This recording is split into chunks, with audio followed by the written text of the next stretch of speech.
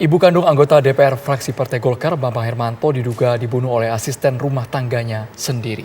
Untuk mengetahui bagaimana informasi selengkapnya, sudah bergabung bersama kami dengan Kapolres Indramayu, AKBP Fahri Siregar. Selamat sore Pak Fahri, sebenarnya kronologi kejadian ini seperti apa? Ya, selamat sore Mbak. Jadi kami mendapatkan informasi pada hari Kamis, kurang lebih pada pukul 23.00, bahwa telah ditemukan korban atas nama inisial IC. Pada saat itu ditemukan oleh anak korban atas nama inisial saudara A, meninggal dunia dengan kondisi yang tidak wajar, yaitu tangan terikat oleh kain dan juga mulut dan wajah juga terikat oleh kain. Setelah itu kami melakukan olah TKP dan melakukan pemeriksaan saksi-saksi. Pada saat hari itu kita sudah bisa mendapatkan 6 orang saksi yang kita lakukan interogasi, dan saat itu kita simpulkan bahwa diduga tersangka adalah saudara T.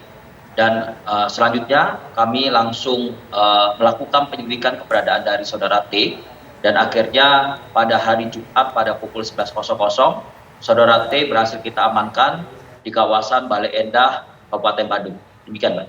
Kami juga ingin tahu dari alat bukti yang sudah dikumpulkan kepolisian, mengapa saudara T ini tega sekali menghabisi nyawa ibu ini?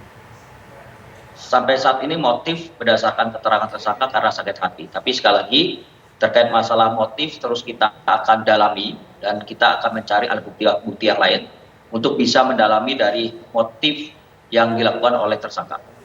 Pak Kapolres, ini apakah karena motif ekonomi atau seperti apa yang lebih spesifik lagi sehingga tega membunuh nyawa orang?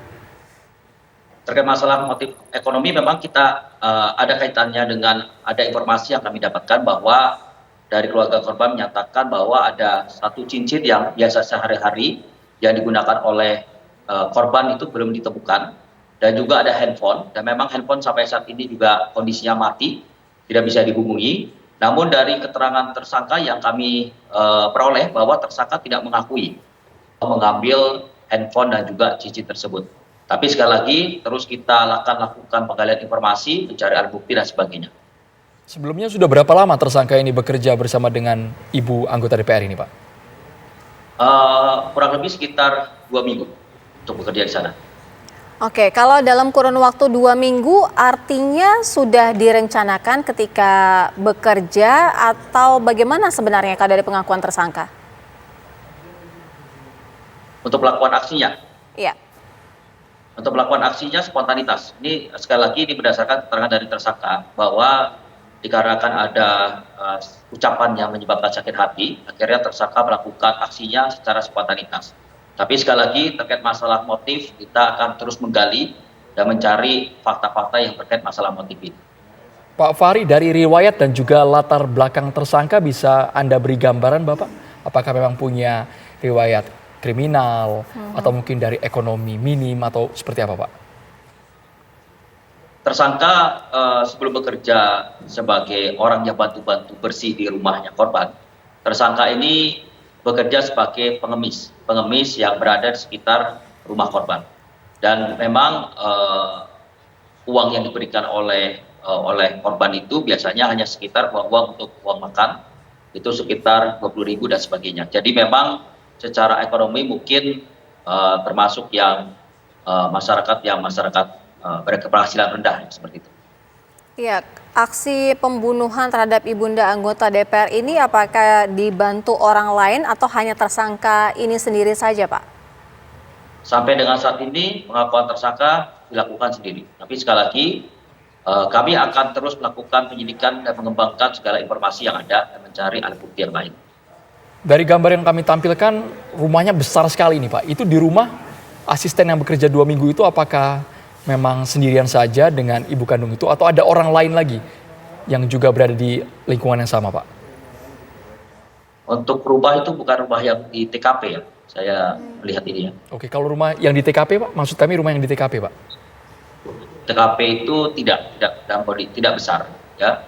Dan memang saudara T ini bukan bekerja menginap di rumah korban, tidak. Jadi memang orang yang bekerja membersihkan rumah dalam yang mungkin dia tidak menginap ya. Jadi hanya diminta sewaktu-waktu untuk melakukan bersih-bersih di rumahnya, jadi tidak setiap hari, seperti itu.